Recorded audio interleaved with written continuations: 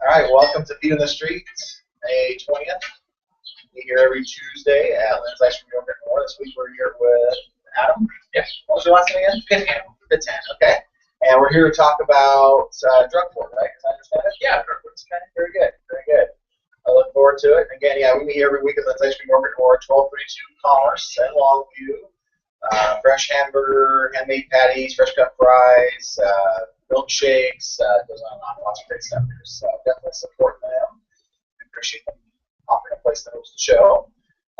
So drug court. So what's your involvement with drug court? I know it's a great program. I've heard a little bit about it. I look forward to learning more about it. I'm sure I'll learn more today. So. All right. Well, I'm the program manager for drug court. Okay. I started out as a case manager and about a year ago, program manager. And it's a program that takes people who are looking at drug charges or drug-related charges and offers them an opportunity to do treatment and other programs that can help them out in lieu of going into custody, to jail, or to prison. And at the end, if they complete it, then their charges are dismissed. So they can go forward in their life with hopefully free of addiction and without a felony on their record. That's great. I mean, I went on many different levels, and as I understand, there's a lot of local businesses that like sponsor prizes because as they go along the way or whatever, they can get prizes for certain milestones. Or they can about that too. Or We give points for milestones. So okay. Like 30-day, 60-day, 90-day, cool. 6 months. So they get those coins like they would at 12-step meetings. Okay. But we do more of incentives for positive behavior, reward type incentives. So we have a system where if they do something good that's recognized by our team or by peers, then they get a gold star at court. And that, when they fill up that gold, called a superstar card, when they fill that up with 5 touches, then they get a $5 gift card. Or they can be nominated if they go above and beyond. They can be nominated for a Miracle Award, which is a $20 gift card of their choice. So right on. Those are just examples of some of the incentives that we do to. So do you have local businesses that partner with you on that level? Is that how that works then? Or, well, or is it funds in the program to buy those gift cards? We had a grant that allowed us to get those funds. But yeah, definitely do take donations for that type of stuff. We do fundraisers and things like that. We've had concerts in the past where the proceeds went to drug court. So yeah, we do have to kind of get that in there. But the more we can get donation-wise, or if anybody wants to sponsor a fundraiser for us, then that helps us to be able to provide those kinds of things for our clients. And we do also things besides that. We have a summer barbecue that we do at Riverside Park for our clients and their families. We do a holiday party for them in December. Is that for existing or existing in past? Is there like a yes, yeah. If you graduated the program, you're always welcome. Events that we do. So we have graduates who regularly attend those. And the barbecue, we love to see graduates there because there's so much space, it allows them to take time to do it. And we're able to kind of provide entertainment, fun, and food for their families. For a lack of a better term, the alumni or the graduates, as you were calling them. That's got to be exciting to see somebody coming back 5, 10 years down the road or longer. Yeah, absolutely. Keeping that success, because as I understand, it's a challenge for the rest of their life, right? Absolutely. I mean, addiction is, we see it as a disease that's a common prevalence in society today, which I think is actually, that's what it is. You're dealing with a disease, and you would manage that like any other disease. If you have cancer, you have diabetes, you address that the way that it needs to be addressed, or you could voluntarily lapse with that. So we encourage them the most tried and true ways through 12-step meetings, AA, NA, Celebrate Recoveries as well, ways that are taught. So you partner with those organizations as well? Well, we don't necessarily partner with them. We partner with treatment facilities, DAPC, and Awakenings, and the Tribe are the treatment facilities that we partner with in that community. The NA, AA, Celebrate Recovery, those are independent, but we do have requirements for them to get into some kind of support group, sober support group, and those are the 3 most common in the community. In all those cases? Yeah. So we stay out of that, but we do have a requirement for them to attend some kind of support group. Here's the law. Yeah, so they have to attend 3 support groups of some sort. And that could be those 12-step meetings. That could also be other kind of community support groups. And, we don't tell them what one they have to go to, just what works best for them, what helps them. So, yeah, absolutely. And then how long is, or does it depend on a sentence, or how long is, like if somebody it chooses, and it sounds like they actually choose drug court. Yeah, they're given the option. Yeah. So how long would that normally be, or is there a length of time, or how's that? Yeah, there is. There's a typical length of time, and I'll just go back on that a little bit that you said. It is a voluntary program, so to get into drug court, you have to meet requirements that your history has to match up with what would be appropriate to be in drug court, and your crimes have to match up, which would be drug-related charges. So they could be drug charges, or they could be theft or related charges like that. Things that are crimes that are driven primarily from drug use. Not crimes against people, for example. No. So it's things like that. Those aren't things you can get into drug court on. But once they're in the program is mapped out to be 12 to 15 months. But people can take longer. So some people have, relapses or step back, and we work with them to get them back on track. So as 9 months in, and they have a slip back, you're not going to say you're gone. You might Absolutely. No. We work very hard to help them get back to where they were. But it does take a lot to determine the So we want to follow them. The main thing that was determination bench warrants, repeated bench warrants. But if all they need is the desire to get clean and stay clean, and we'll do everything we can to help them to get there. That's great. So I think that's one of the big misconceptions about drug courts is that one slip up and you're gone, and that is not the case. That's actually good to know, because I actually thought that too. I thought you had to have, this perfect record in there, and then you're going to jail, and that was, No. And the reality is, there's something like you said earlier, most of us recognize it as a disease. To have an absolute policy like that may not be the best thing. You might need somebody a second or third chance in cases to get it there. And we look at the circumstances that somebody's at and try to, especially in the beginning, take that into account. Of course, as people progress through the program, they get closer and closer to kind of the same space. But when people are new in the program, the circumstances of coming in, what the support system is, that kind of stuff. And if they mess up or there's a sanctionable thing that they do, then we take that into account as we address that. So we always tell my clients to never, ever predict what's going to happen, because we look at people as an individual, try to address that in the way that's going to best help that person succeed. Sometimes that is challenging. Sometimes it's like parenting. You cannot parent a child only off positive reinforcement. Sometimes you have to address things with sanction. Sometimes you have to send your kids to it, and that's kind of what it is. Now, is there? I mean, I would imagine, and maybe I'm off here, it probably is very case by case. But if somebody, for example, relapses and they're like, "Hey, I'm committed. I want to come back into this," and that happens like 3 times in the same week, maybe at some point you go, "Okay, this person really isn't that committed," or is it really just truly case by case? Or it really is case by case, but I consider 3 times in 1 week to be one relapse. This is and some bounce back. Sure.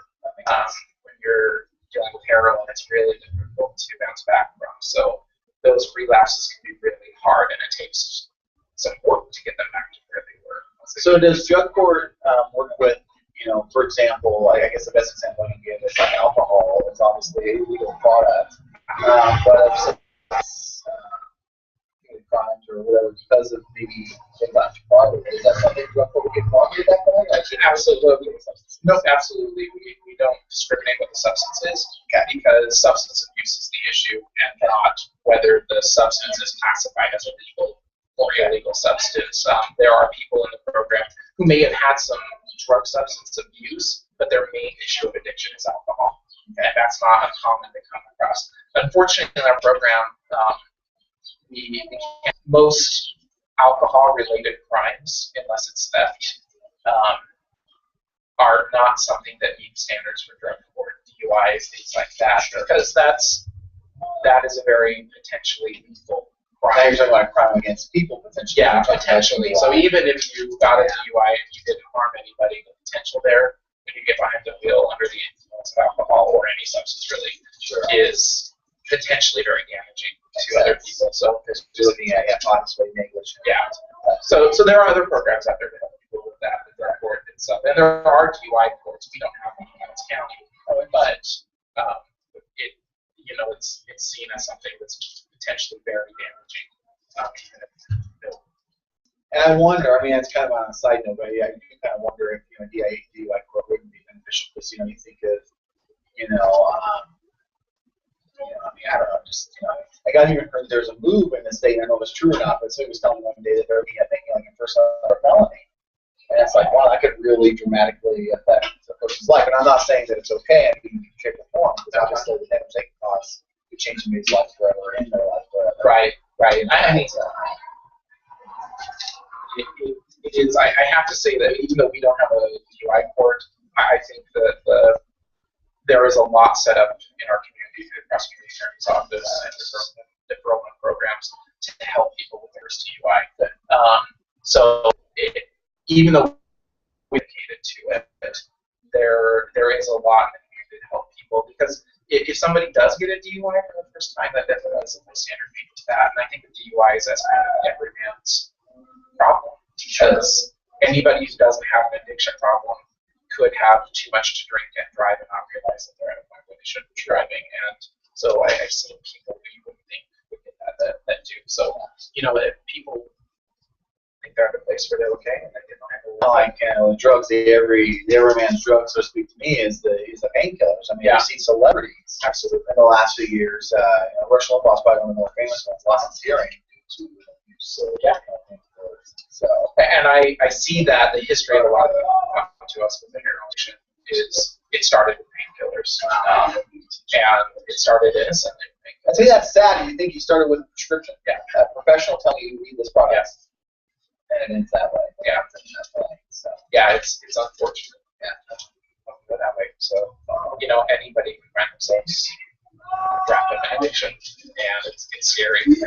I'll admit I've got kind of numbers from my family bloodline has got some addiction issues, and that's why for me personally, stuff I have a real healthy respect for whatever the word is, any kind of substance, because I see what it can do. Yeah, you have to be careful, especially if you know it runs in your family. Yeah, I mean, I think most families do have people in their family that have been impacted by that, so it's scary. Gosh, so I guess let's talk a little bit about the process. So somebody goes to court, and they're up on charges or whatever. Does it usually happen as a part of the plea process? How do they end up in the process starts two ways. We actually look at new bookings in the jail and see if they look like they might be a good candidate for the program, and we'll send them a flyer in jail so that they're aware of its existence. Also, the attorneys in town, the defense attorneys, they're aware of the program, really supportive of the program. So they usually, if a client meets the criteria for it or appears to meet the criteria for it, will present that to their client as an option. Or the client is well aware of it and is pursuing that with their defense attorney. Once the client and the defense attorney decide to put in a request or a referral for drug court, then it goes to the prosecuting attorney's office, and they'll look at their history and the charges and see if they're appropriate for the program. And if they're approved, when it comes back to our office is approved, we contact them, whether they're in jail or out of jail, and we set up the intake process and get them set up with a treatment evaluation and get them going into the program. And then does the judge get involved there at some point? Yeah,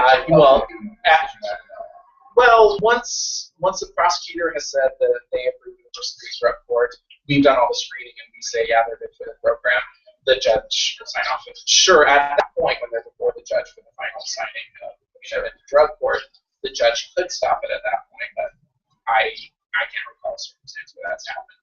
The judge trusts that the attorneys in our office and everybody is looking at everything involved in that. By the way, I recommend anyone if they get a chance to go to drug court. I was part of Leadership Academy. It's been probably 6 years now. But as part of it, we went to drug court for a day. It was pretty interesting. It really was. It really felt good. We've got a program like that in our area. Yeah. court is open, so anyone can come to it. I mean, it's primarily the clients who are there for court, but we've got court every Thursday at 3 o'clock in the Hall of Justice. It's either in courtroom 2 or 3, depending on where they have us. And anybody's welcome. It's open court. So if you're interested about drug court and if you have questions about it, about the proceedings, I'm usually there afterwards and ask me some questions.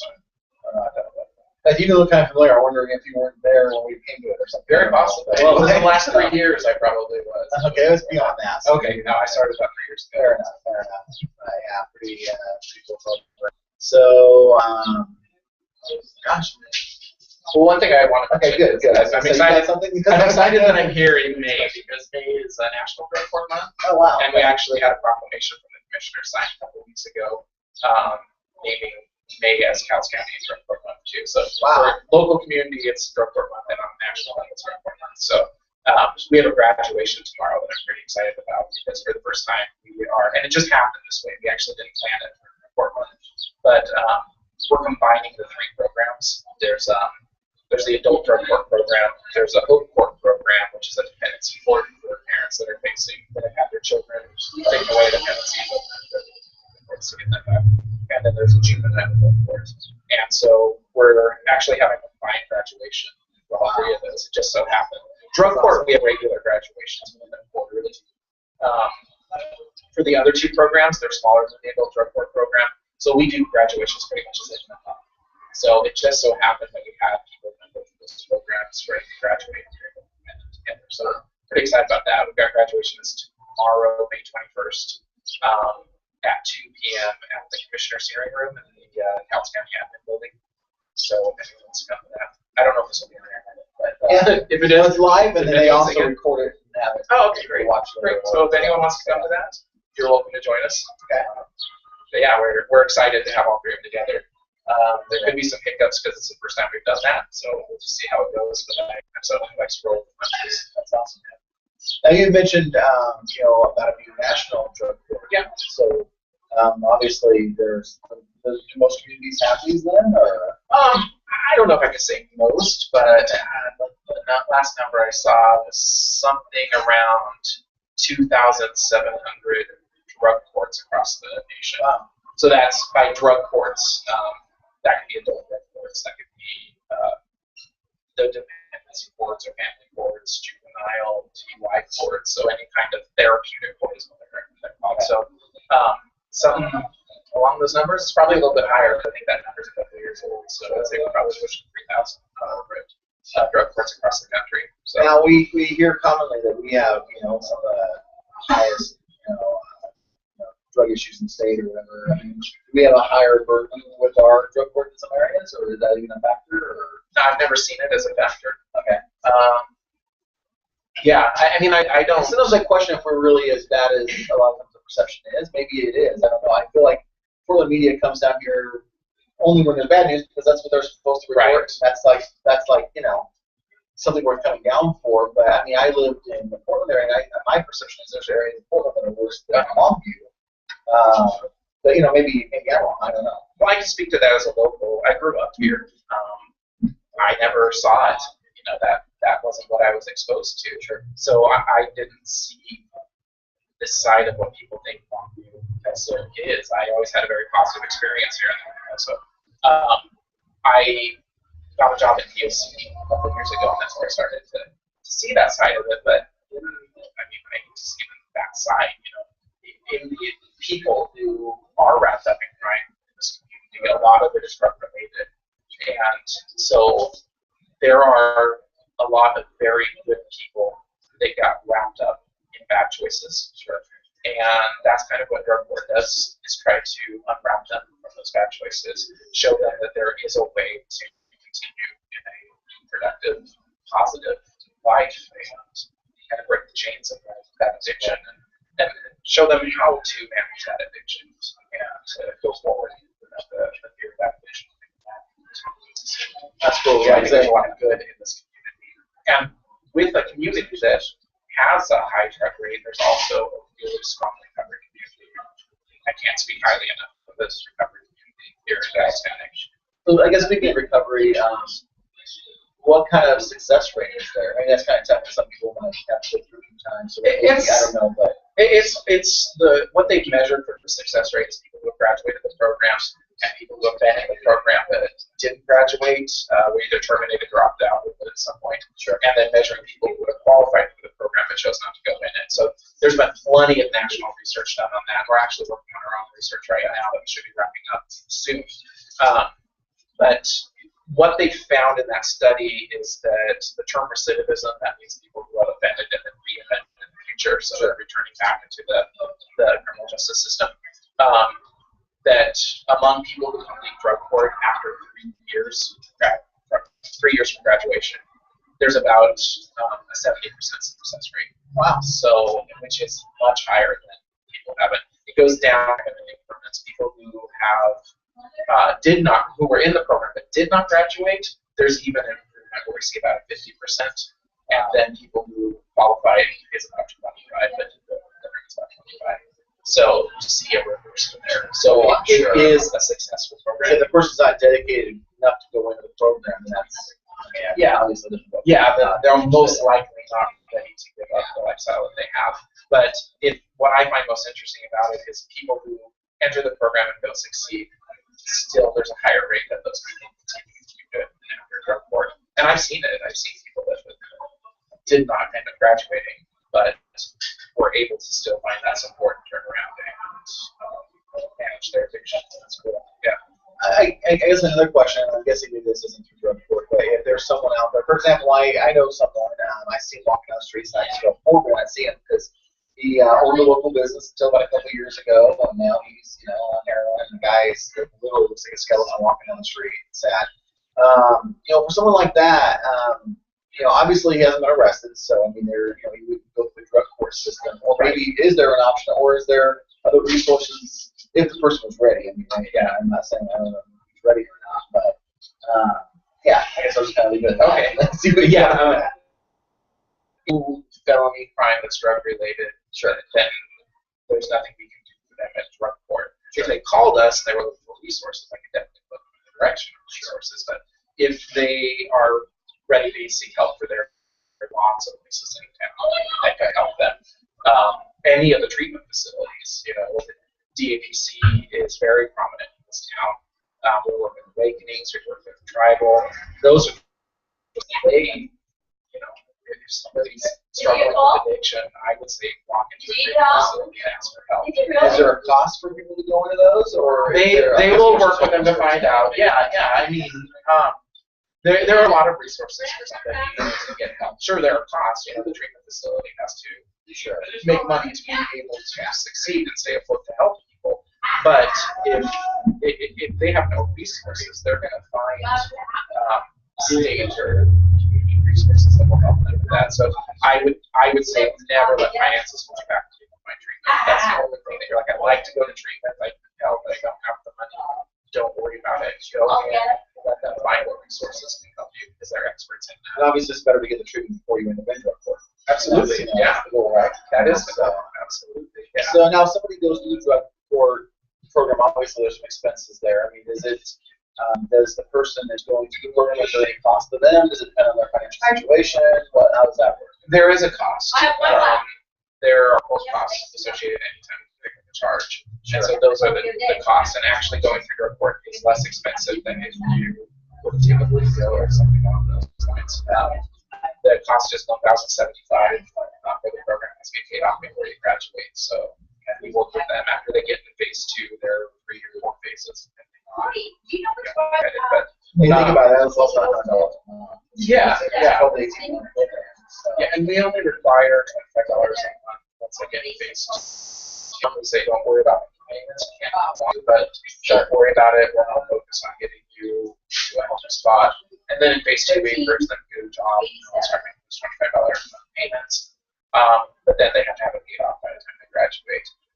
Additional expense can be if there's restitution. So sure, if the crime is a theft, thing along those lines, possession of stolen property, those kinds of things, taking motor vehicle without permission, there could be restitution costs with that. That would be put on top of that. So yeah. And would the restitution be paid before they graduate the program? Okay. If all court expenses need to So if they damaged $20,000 car and they had $10,000 damage, and they couldn't do it, they may not be a fit for drug court. That's all because the number You're absolutely right. We do have a cap, and it's $2,500 is the cap for restitution. So, because that we have found that anything higher than that is really difficult. However, achievable, right? Yeah, So yeah. you get down to- If they have the means to pay down that restitution prior to auditing, we have done that. We've had people that were higher than the cap.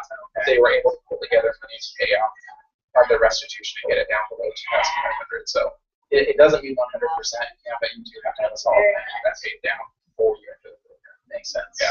Makes sense. Yeah, otherwise you're, I mean, somebody's got, $20,000 restitution, you might be setting up to fail. Absolutely. Absolutely. Yeah. So at that point, then the person would go through the process of finding jail and so Yeah, they look for their attorney. Sure. Yeah. So not everybody is qualifies for drug court. If they have a violent history, they have assault charges in their history of 3, 2, or 1. It's just it's not a program that they'll be approved for. If they have any sex offense history, they're not approved for the program. So although it's an optional program, it's not an option for everybody. And that's just how it is. They have to meet a certain criteria. But we have about 90 people in the program right now. Oh, that's great. So that's the drug court program, the adult drug court program. The other 2 programs are smaller, so not quite as big of a caseload as the other. Yeah, they use them in the hope. Yeah, absolutely. Yeah. What was the hope again? That's the dependency court. So that's parents who are looking at their children are going through dependency. It's structured very similar to their end goal is getting their children versus having a church. Very good. Any questions out there, by the way? That's a great question. I'm glad you asked that. We are coming up in August 15 years. So we're excited about that. It's been around Cowles County, and we've been helping people for 15 years. So yeah. Exciting. So how to get started? I can't really speak on that because I was not involved with it 15 years ago. Well, it's here. It's been here for 15 years. Doesn't matter, right? I've heard. Yeah, I don't think it was a grant. I just think that they kind of started up here as something. It was drug courts.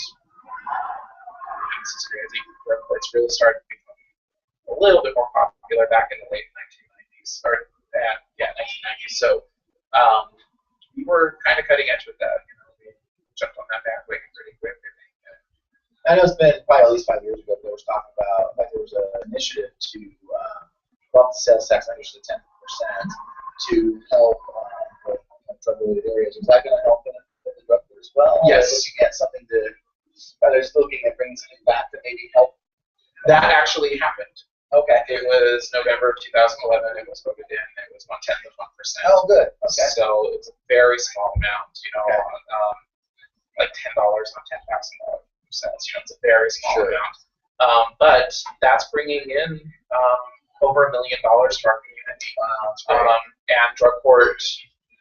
Seems like a very small amount to give up every time you buy something. Yeah. I mean, it's not even noticeable on anything under $100. You won't even notice it, but it is a huge benefit in our community, and it's such a new tax right now that they're still looking at ways. But it's because we had a federal grant that was helping us the past 3 years, and that grant has closed. Just recently, we finished that grant, and we were able to continue to fund drug court at the same level, and actually even add some services like a case manager for Hope Court. Hope Court didn't have a case manager, so we were able to expand that. And so we're able to continue the services we were providing. We didn't take because any hit in that is going to impact the clients, which is going to impact the community. Absolutely. I mean, our goal is to take people who suffer from addiction and stop them from creating or doing crimes. Because the truth is, anybody who is in an active drug addiction, especially with illegal drugs, is committing 2 to 3 felonies a day in the community. Stealing, selling, stolen merchandise, every car prowl, all of that kind of stuff. It's 2 to 3 a day. So if we can take somebody who otherwise would not be committing these crimes, put them on drug court, get them sober and productive, then for the rest of their life they're not committing those 2 or 3 felonies a day. That's a lot of felonies that are prevented. If you send someone to jail or to prison, that takes them off the streets temporarily, but they're not getting the help that they need. They get out and they continue to make legitimate crimes because they don't know any other lifestyle to live. So we try to teach them a new lifestyle. Now I know that all across the board it seems like government agencies, everyone seems to be tighter on money than ever. I mean, would you say you guys are well funded at this point, or do you think you guys need additional assistance, or?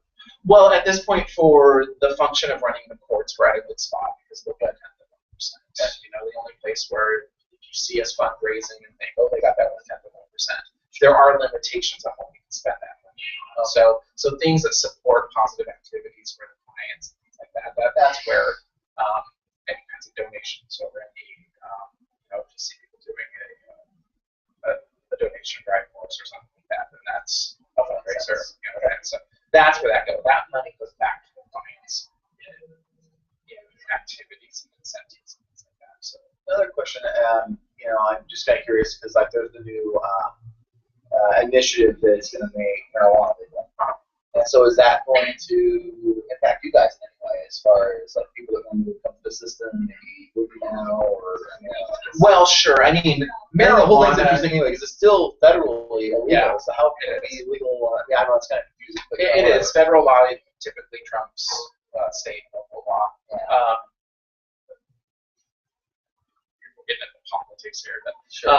as much as Washington and Colorado say that it's legal, and they're basically saying local law enforcement and state law enforcement are now addressing it as if it's a legal substance. The federal government could have the authority to write that as far as an arrest or anything goes. But my understanding is that's not going to happen. My concern is more getting our program. Sure. I'll let people on the chain figure out what they're going to do with that. We treat it the same way we would treat alcohol. If you're in drug court, you're going to treatment. No altering substance is allowed. So marijuana is not allowed, just like alcohol is not allowed. So as legal as it becomes, even if the federal government came along and said that we're going to legalize the rest of the country, it still wouldn't change our drug court stance on it, because when you suffer from addiction and you get clean off of the addiction you have, that doesn't mean that you won't go through another addiction. That makes sense. And so I'm curious how far down the line does that go? For example, and some people would laugh at me saying this, but I know I drink way too much Pepsi. That stuff is horrible for you. I drink it. I guess it's my weakness. I imagine that would probably be allowed. But we allow caffeine and tobacco are allowed. There just comes a point where you have to draw the line somewhere. You have to draw the line somewhere, and the truth is that you take everything away from somebody, and it makes it difficult to even fathom. Sure. That. So, the truth is, so you're saying, okay, you can't cook easy. Yeah, exactly. We all have our own addictions. Sure, sure. Mine is Coke. Yeah, Coca-Cola. Yours is Pepsi. Mine is Coca-Cola. We all. Pepsi doesn't sound bad right here, so it's like Coke. Yeah, I know. But that we all have those addictions, that we face. But the truth is, if you are thinking about getting into recovery, if you're struggling with addiction, new research has come out to say that people who give up nicotine, as well as whatever substances they're using, have a 30% more likely chance of maintaining long-term sobriety.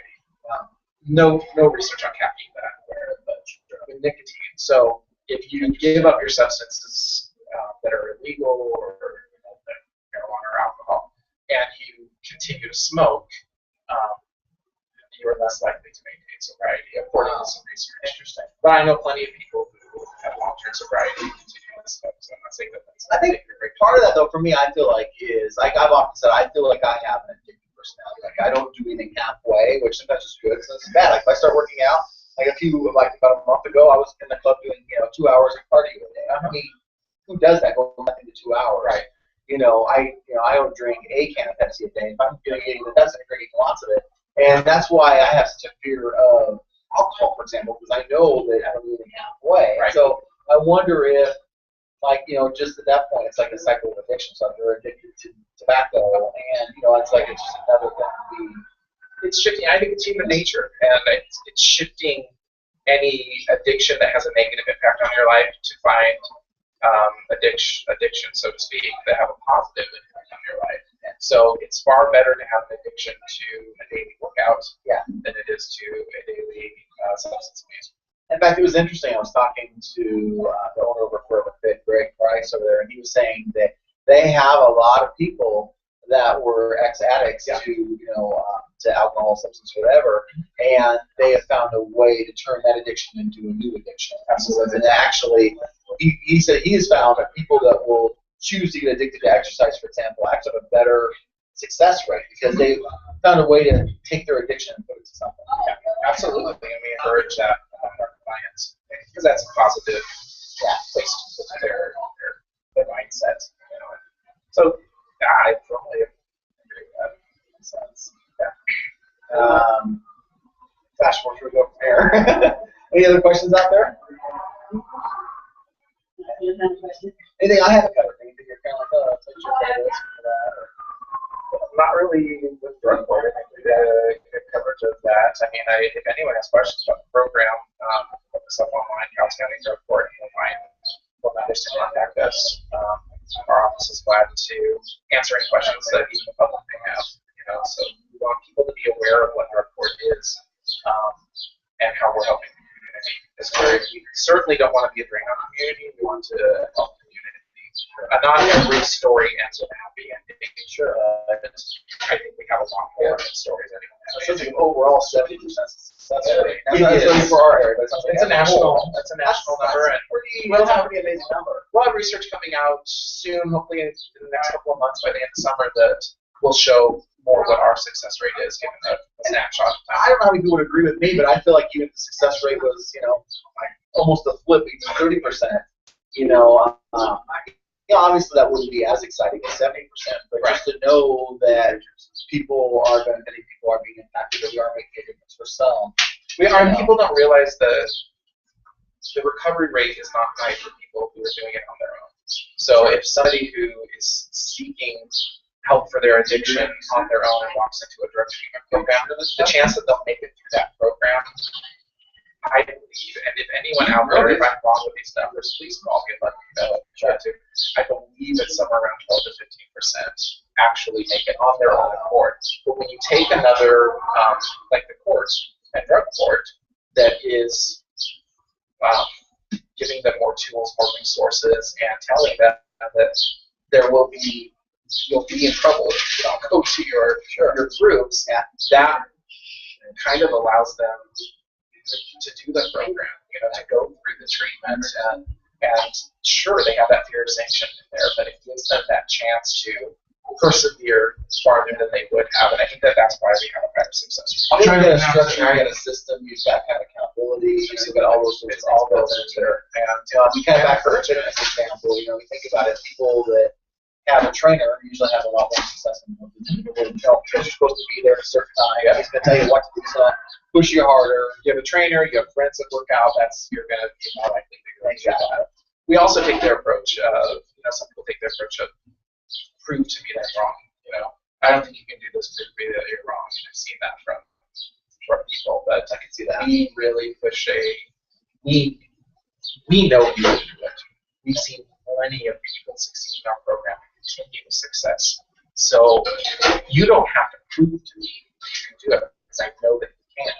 And we're excited to see everybody with that opportunity to do it. I'm more in favor of that approach in general. I've seen, for example, even management styles. Sometimes you'll say, we'll take one approach over the other. Like, hey, I believe, in fact, I've even seen studies, if you believe your employees are all going to rip you off, for some reason it fosters that. They end up ripping you off. If you believe you've got, good, honest, integrity, all these sorts of things, and trusting the people, it seems like that fosters better result. It's just like what you would expect.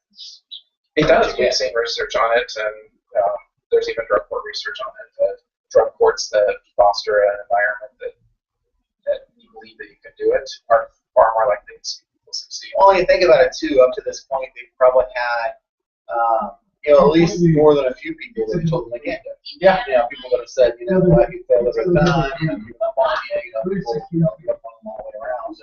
And so just for security, like sometimes you can't have people around you that are in that, in that world or whatever. Yeah. know anyone who wants to do it can do it. That's cool. That's cool. And now again, if businesses want to get involved, maybe with some fundraiser or other sorts of things, they just go to the same website to Yeah, I'd say just Google search us, Scouts County Drug Court. You'll find us. We'll pop up. There's also the Superior Court, Scouts County Superior Court website that you can go to. We're on there. But I'm glad to answer any questions, and I'd love to see anyone from the public come and see Drug Court, see what we do firsthand. Very cool. Well, thanks a bunch. Any other questions out there before we wrap it up and do our shout outs? So see you got your shout out list there. Okay, looks like it's time for shout outs. Thank you so much. Okay, yeah. Great. Really enjoyed it. I enjoyed it. He's going to come here now. All right, shout outs. Thank you. You can still hang here if you want. Okay. Yes. In fact, I might. Okay. All right. You got a list there.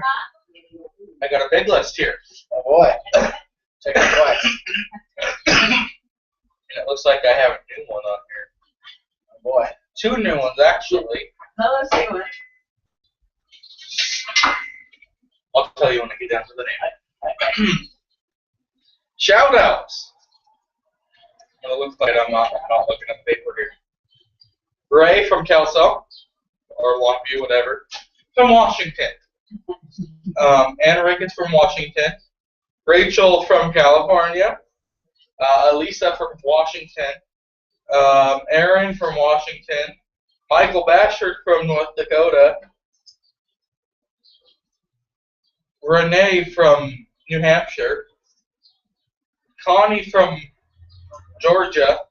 Connie also from Washington. Debbie from Washington. Darcy from Washington. Christine from Washington. Gail from Australia. Vitalis Yes. from Kenya. Kenya? Worldwide audience. Awesome. Martha from Washington. Susan from England. Oh, Ray's friend from Germany. Ray's friend from Germany. Dane.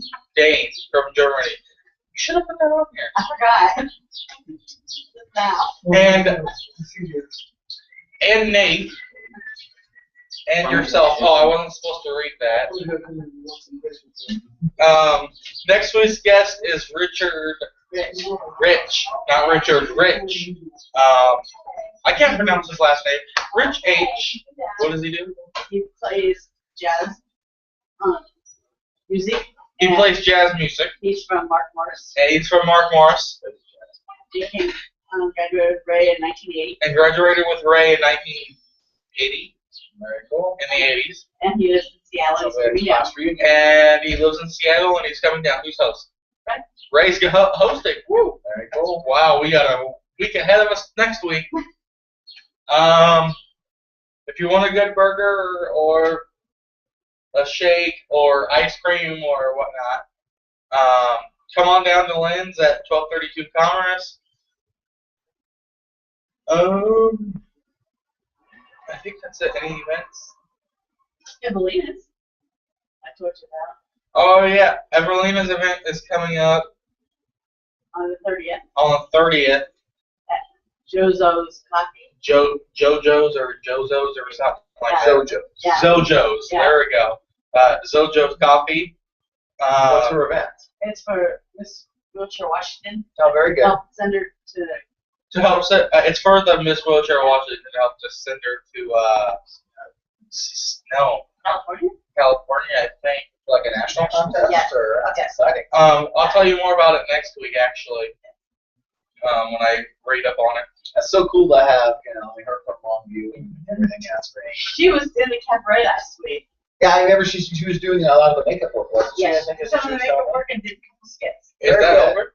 Yes. Yes.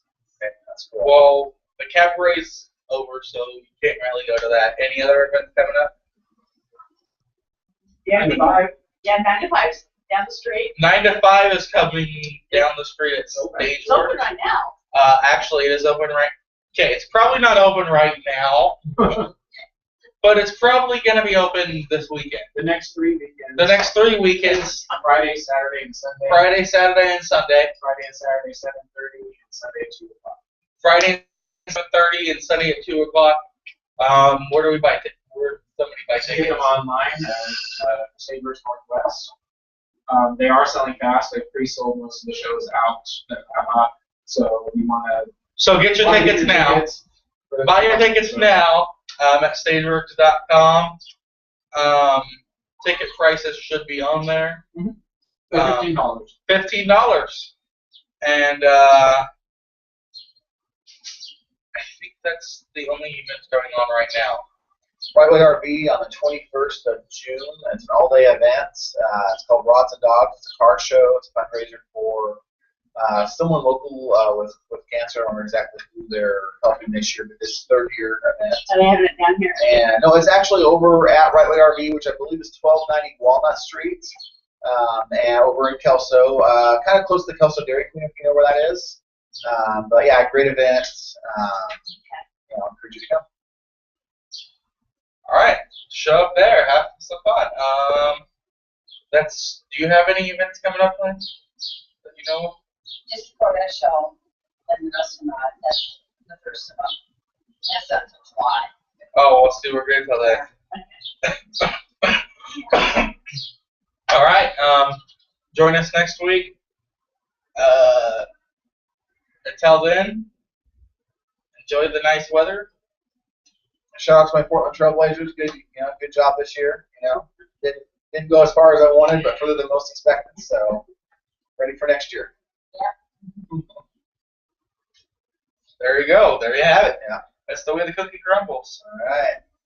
But yeah, join us next week. Stay safe and cool and have fun in the sun. Trying to think. I feel like I'm forgetting something. If I forget something, we'll post it on Facebook. Adios. Oh wait, I have to turn it off myself. We don't have cameramen right now. Where's my mouse? There it is. I'm pretty sure they all just heard that.